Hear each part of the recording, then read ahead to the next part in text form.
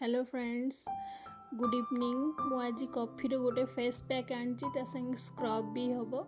यहाँ है कॉफी, ये चाउल गुंड, क्षीर, लेंबू, मुल्तानी माटी आ गोलाप जल। प्रथम आम लेंबू फाड़े नवा और कॉफी मिसेकी मुहरे स्क्रब करवा।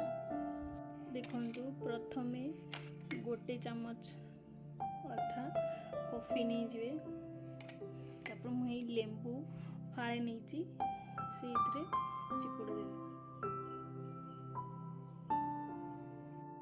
मो मुँह को फेस वाश कर देइछि, स्क्रब करी देखो से लेंबू रे ही स्क्रब करे।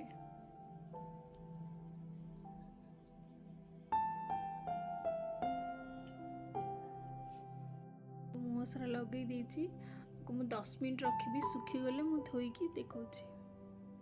देखंतु तु मु धोई देइछि। एबे गरम पानी रे स्टीम दवा। तो गरम पानी येछि सेतिरे 2 ड्रॉप गोलाप जल, तापरे स्टीम दे।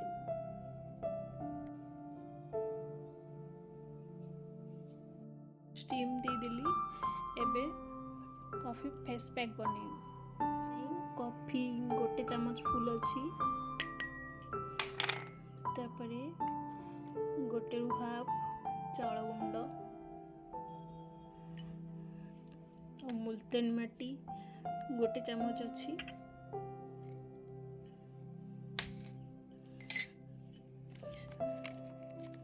रोज वाटर 4 ड्रॉप की 6 ड्रॉप,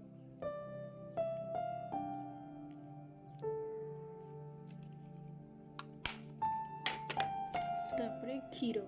क्षीर मु सीजा क्षीर नहीं, अपन चाहिए भी कंचा क्षीर ने। मो पाखे कंचा क्षीर नाला तो सीजा क्षीर नहीं मु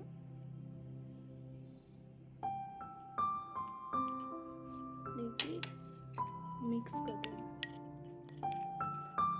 पेस्ट लगे देखु।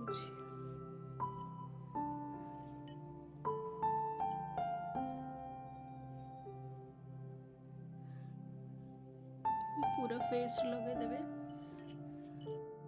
पूरा फेस रे और बेकर भी लगे दीची। तो 20 मिनट रखी, 20 मिनट पर सुखी गले धोई देवी। तो धोई देची, केते बढ़िया ग्लो करछि।